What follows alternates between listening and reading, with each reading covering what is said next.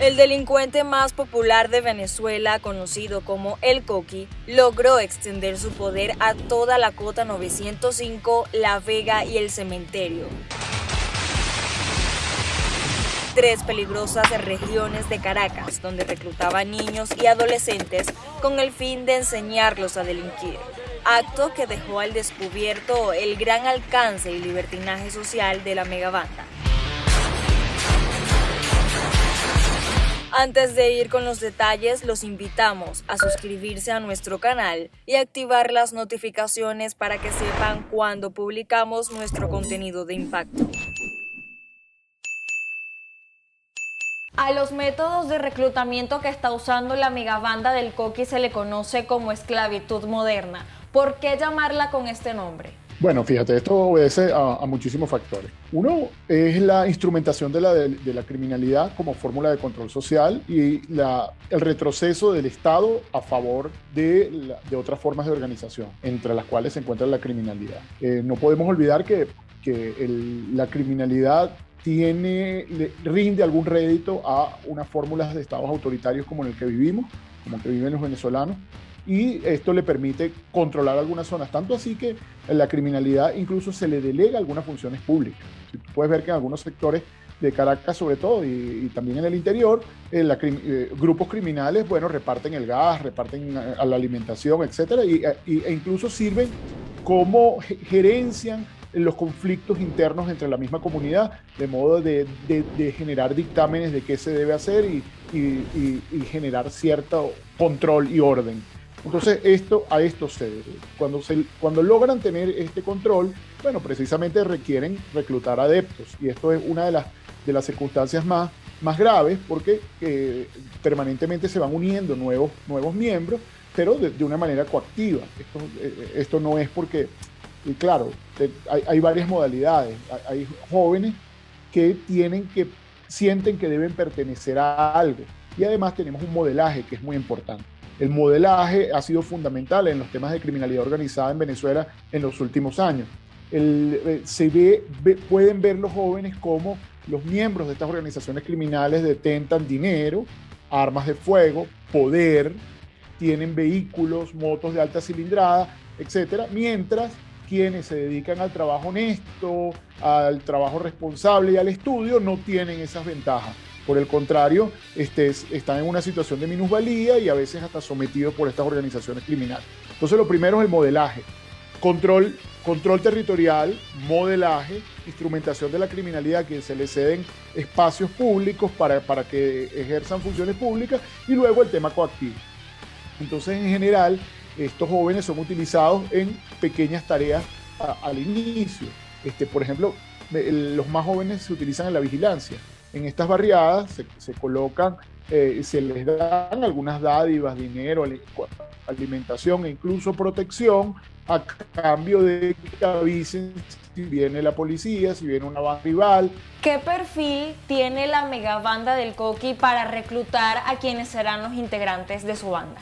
Sí, claro, por supuesto. Siempre aquellos que en general no están vinculados con alguna actividad fija, por ejemplo, los que están fuera del sistema educativo, los que están fuera de la iglesia, los que están fuera de las actividades deportivas, son los primeros, son los que resultan, digamos, más apetecibles en el momento, porque pueden dedicar mayor cantidad de tiempo a las tareas y a las actividades que se les va delegando. Y, bueno, por supuesto, aquellos que demuestran de niños ser más violentos, tener mayor compromiso con la organización criminal, se le empiezan a delegar funciones. Entonces, eso ocurre así. Incluso hemos visto en algunas organizaciones criminales hasta cierta ética, suena terrible decirlo, cierta ética del barrio. A veces no meterse con algunos que son buenos estudiantes y más bien protegerlos, a veces ocurre u ocurría. O algunos que pertenecen a alguna iglesia o alguna organización deportiva que representa a la barriada fuera de ella, gozan de algún prestigio y alguna protección, pero en general cualquiera puede ser objeto de reclutamiento, porque cualquiera en un momento dado puede ser útil a alguna tarea. Entonces, digamos, es mucho más sencillo aquellos que no tienen ninguna actividad que los mantenga ocupados. Estos son las primeras víctimas de esto, y luego bueno, hay una escalada en la medida en que se requiera mayor cantidad de jóvenes que se unan a la organización, sobre todo en la medida en que hay mayor control territorial de una organización criminal y esta banda se hace más grande, en esa medida requiere más adeptos, más personas unidas, porque requiere más tareas, más seguridad, más movilidad, más vigilancia, etc. Entonces, eso es esencialmente las dinámicas que ahí se producen. ¿Esta banda tiene la alta capacidad de generar dinero para pagarle a sus reclutados o existe la posibilidad de que alguna entidad gubernamental los financie? Las dos cosas. Si tienen una amplia capacidad de generar dinero, no olvidemos, por ejemplo, toda la mutación que hubo, la transformación entre los llamados sindicatos que terminaron siendo los trenes, el tren de Aragua, el tren del sur, etcétera, que se formaron alrededor de los grandes proyectos de obras públicas, y estas personas extorsionaban a las empresas y a las constructoras en darles seguridad, etcétera, a cambio de dinero. Esto genera grandes cantidades de dinero. También estas organizaciones están vinculadas con el microtráfico y tráfico de drogas en alguna región. En alguna región, el área que dominan, ninguna otra organización criminal puede generar venta de estupefacientes, lo cual pasa a ser una actividad exclusiva. Entonces eso genera mucho dinero. Y también en el caso, por ejemplo, de la Cota 905, los secuestros en el año 2013, 14, 15, que fueron años de muchísimos secuestros, hasta más de uno diario, secuestros express, no secuestros de gran temporalidad desde el punto de vista del tiempo que mantenían en cautiverio a la gente, pero sí de muchas víctimas, y de muchas víctimas que pagaban, y una cifra negra enorme. Estas organizaciones criminales generaron muchísimo dinero y tienen gran capacidad de hacerlo. Pero también no olvidemos que, por ejemplo, gran parte de los colectivos son organizaciones criminales y ellos reciben dádivas del gobierno. Muchos están en nóminas.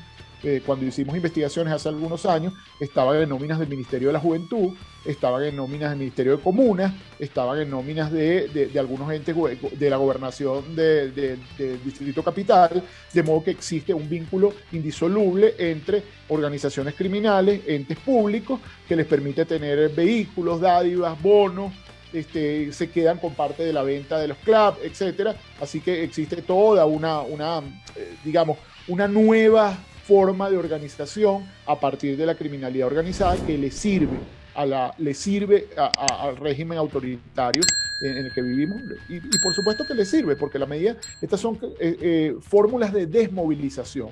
En la medida en que usted le tema a la criminalidad y usted esté sometido territorialmente, en general usted no puede organizarse ni va a organizarse para la reclamación de ningún derecho. Usted no puede salir a reclamar por falta de agua, de gas ni nada, porque tiene un PRAN, un delincuente, una persona que está allí armada y que se lo impide. Y estas son formas de desarticular las capacidades de la sociedad para generar reclamación, y por eso es que fueron instrumentalizados con las zonas de paz y todas aquellas ideas que se le ocurrió a José Vicente Rangel Ábalos y que en su momento fueron instrumentalizadas por el gobierno cuando él era viceministro. Tuve la oportunidad de conversar con él y explicarle lo inconveniente de esto, porque después de que un territorio se cede y el Estado retrocede, ese territorio es muy difícil de recuperar. ¿Y qué ocurrió? Exactamente eso. Estos territorios hubo un empoderamiento de la organización criminal que ejerció todo tipo de controles,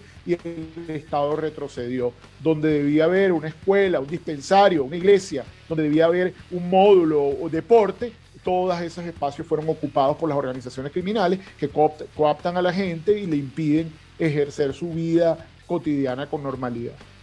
El tema de estas formas de organización comunitaria, que no son tales, que lo que son proclives al control social, tienen una inmensa ventaja, que es que tienen la información.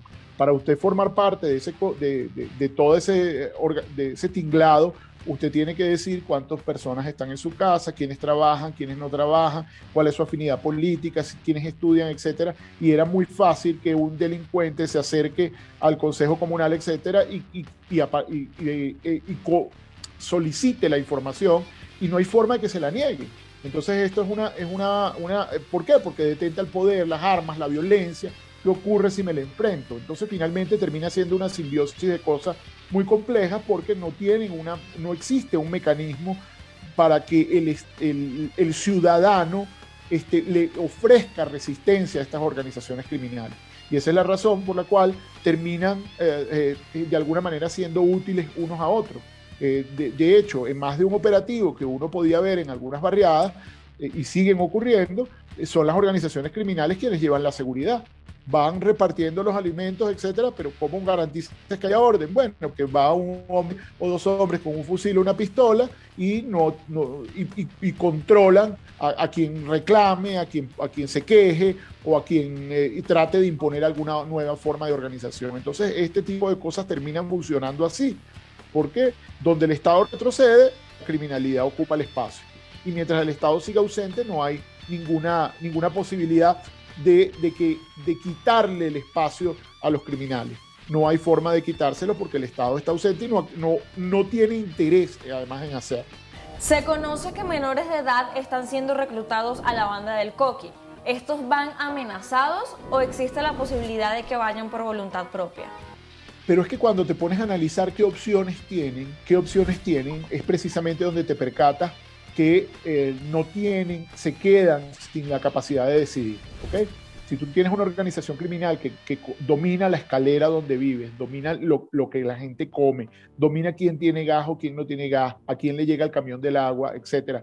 Es decir, domina toda la actividad social. Finalmente, generarle resistencia puede significar incluso la muerte o que tu familia además sufra unas retaliaciones. Entonces no es que sea un tema voluntario, sino que la gente está coaccionada, porque la autoridad la pasa a ejercer la organización criminal. ¿Quién le podía decir, por ejemplo, al Coqui, si te llegaba con una persona secuestrada a tu puerta, te toca la puerta con 4 hombres con fusil y le dice, mira, guárdame esta persona aquí hasta mañana hasta que yo te diga? ¿Cómo le puedes decir, no lo voy a hacer y le tiras la puerta en la cara? ¿Quién te va a proteger frente a eso? Entonces, precisamente lo que se genera es unas fórmulas de coacción que hay que verlas, estudiarlas, vivirlas, para darte cuenta que los jóvenes quedan sin opción. Porque ¿qué otra opción tiene? ¿Qué les está ofreciendo la vida, el Estado? ¿Qué les está ofreciendo? No les está ofreciendo más nada. Y frente a eso lo que queda es la organización criminal. Es más, no pertenecer o negarme me deja sin protección y puedo sufrir graves retaliaciones frente a eso. Considerando que estamos hablando de menores de edad, ¿estamos ante un hecho de violación de derechos humanos? Claro, absolutamente. La violación empieza con los derechos económicos, sociales y culturales. Cuando un joven no tiene opción de decidir su propio proyecto de vida, es decir, que el Estado no tiene que darte cosas, pero tiene que ponerte las herramientas. ¿Cuáles son esas herramientas? Que si usted elige estudiar, tenga la posibilidad de hacerlo. Si usted quiere ser deportista, tenga esa posibilidad de hacerlo. Si usted quiere dedicarse a la lectura, al teatro, al baile, usted tenga las herramientas y la capacidad de hacerlo independientemente de dónde viva. Por eso es que las zonas marginales están al margen. No porque estén al margen geográficamente, sino que están al margen de la oferta institucional. Y cuando eso no lo tienes, finalmente ese espacio queda en manos de la criminalidad, que te hace contigo lo que te da la gana. Cuando tú no tienes las posibilidades de generar un proyecto de vida productivo, provechoso y que además voluntario, que sea lo que tú quieres ser, se te están violando derechos fundamentales. Y por eso finalmente la mayoría de ellos terminan en una organización criminal. Cuando dejan de ser útiles, probablemente son asesinados por la misma organización, por otra banda o por la policía, y luego vuelve a haber otro ciclo, un reciclaje. Esto no se acaba. Por eso es que tenemos una dinámica social tan perversa. Yo veo, incluso me preocupa, periodistas, gente muy bien formada diciendo plomo a Lampa. No, es que tú matas 100, pero tú tienes allí tienes un semillero de miles, porque no estás haciendo nada para rescatarlo. Y no es responsabilidad de ellos que hayan entrado a una banda. Es responsabilidad del Estado que no le ofreció ninguna otra fórmula. La única forma de sobrevivir, llevar comida a su casa, es pertenecer a la organización criminal. Y es la ventaja que tiene la organización criminal. Al final, asesinas al jefe de la organización criminal, o lo enfrentas, o lo matas, o lo que sea, y debajo tienes una nueva generación completa que se está peleando por tomar el puesto. Y entonces vuelve el ciclo. Entonces es romper ese ciclo de violencia la clave, y es lo que no se está haciendo en Venezuela, ni hay ninguna voluntad política para hacerlo, no hay ningún plan que no sea disparar y asesinar, FAES o LP, etcétera, pero más nada. Eso de ahí no van a salir porque realmente no tienen interés en que más nada de eso ocurra. Lo que ocurre es, empiezan nuevos mecanismos. Es lo que se vivió, por ejemplo, todo el mundo pensaba que cuando mataran al Picura en Guárico se iba a acabar la extorsión, el secuestro. No se acabó. Otros ocuparon el puesto, pero tal vez más disgregados, menos visibles. ¿Ok? Vas aprendiendo de la experiencia, tal vez retar al gobierno o no plegarte a sus expectativas en un determinado momento te va a traer unas consecuencias. Entonces es mejor tener una banda bajo perfil que extorsione, secuestre, etcétera, y cuando te pidan algo serle útil, como fue el Coqui en algún momento, fue bastante útil, porque el Coqui impidió que partidos políticos después del 2015 y una serie de iniciativas políticas que habían en la Cota 905 ingresaran a la Cota 905. ¿Ok? Fue un mecanismo de controlar que eso no ocurriera. Y entonces, por eso se les dio pie. Además, ¿cómo tú obtienes gran cantidad de armas de alto calibre, balas, granadas, etcétera? La gran mayoría de la Fuerza Armada Nacional. Eso no es un tráfico, eso no es algo que ocurre de manera desprevenida. Eso es una planificación. Y entonces haber obtenido todo ese poder de fuego para ser útil, llega un punto donde te revelas y bueno, ocurren estas cosas que ocurren. Pero la criminalidad lo que hace es transformarse, no deja de estar. ¿Qué va a haber en la Cota 905? Ahorita probablemente hay una conflictividad donde hay más de una banda. ¿Por qué? Porque quienes le siguen al Coqui probablemente quiere alguno tomar el liderazgo y hay otros que pueden decir, no, el líder soy yo, el líder soy yo, el líder soy yo. Luego de que pase ese periodo de conflictividad, finalmente va a quedar un líder. ¿Por qué? ¿Por qué va a quedar un líder? Porque estamos replicando en los barrios los mismos modus vivendi de la cárcel. Entonces, ¿qué es lo que ocurre en el barrio? Existe un plan y un carro. ¿Qué es lo que ocurre en una cárcel? Entonces estamos replicando la misma fórmula de la cárcel. Un jefe que manda y una organización vertical, otros que obedecen. Eso es lo que está ocurriendo en las barriadas, y en vez de que la sociedad permee hacia la cárcel y logre socializar a los que están presos, la cárcel permeó a la sociedad. Y entonces la sociedad se está organizando como los criminales en la cárcel. Y eso de manera impune frente a todas las autoridades a quienes le conviene que eso ocurra. Porque uno tienes que entenderte con varios actores. Con que hables con el PRAN, como hace el Ministerio de Asuntos Penitenciarios, como instituyó Iris Varela, tú hablas con el PRAN, controlas todo, no tienes que estar hablando con 20 líderes, con 20 pabellones, nada, hablas con uno y él controla todo. Eso es lo que está ocurriendo en las barriadas. Yo diría que no hay ningún plan, no existe un plan ni a corto, ni mediano, ni a largo plazo que rompa con este ciclo de la violencia, salvo la utilización de la violencia, porque ¿qué ocurre con la utilización de la violencia? Obliga a tu contrincante a armarte más, a ser más precavido, etc. Entonces ahorita estamos en una carrera armamentista, ¿ok? Ya no hay bandas con pistolas y revólveres. Eso es para los iniciados, para los niños que reclutan. Ahora lo que tiene son fusiles de alto calibre, explosivos, granadas. ¿Por qué? Porque me has atacado con fuerza, yo me hago de más fuerza. Y esto es una escalada que no sabemos hasta dónde llega. El Estado debe ejercer la fuerza, pero debe ejercer todas las fórmulas de prevención. Y no hay ni una sola cosa en materia de prevención que se esté haciendo. Ni una. Entonces estamos, yo creo que en el peor de los escenarios, y por eso es que el territorio venezolano está siendo fragmentado. Una parte es de la FARC, el otro de las bandas, el otro de los trenes, el otro del Coqui, y así va. El Estado finalmente no tiene control territorial, lo ha delegado y ellos son los que están ejerciendo las funciones del Estado. ¿Recae sobre el gobierno de Venezuela la responsabilidad ante el crecimiento de la criminalidad?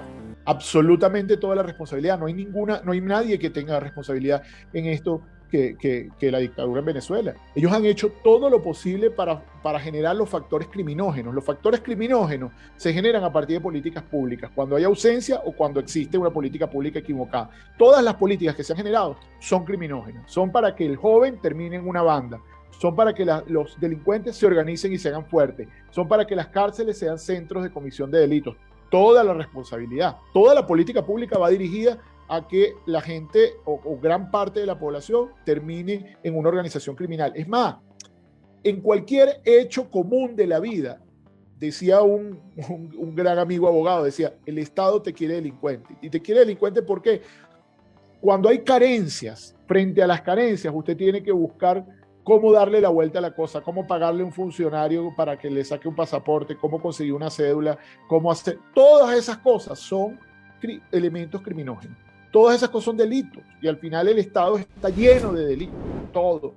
Para que te llegue el camión del gas y te lo den a ti primero, sobornas al funcionario. Si te ponen, bueno, lo que ocurre en las carreteras con la matraca, te paran, tú inmediatamente sabes que vas a tener que pagar porque van a hacer algo para tratar de detenerte, llevarte el carro, todo son elementos criminógenos. Estamos en un estado de anomia. La norma no vale y que se impone la fuerza y se impone además las acciones criminales una tras otra, que aunque sean pequeñas son acciones criminales y al final la sociedad toda se llena de acciones criminales.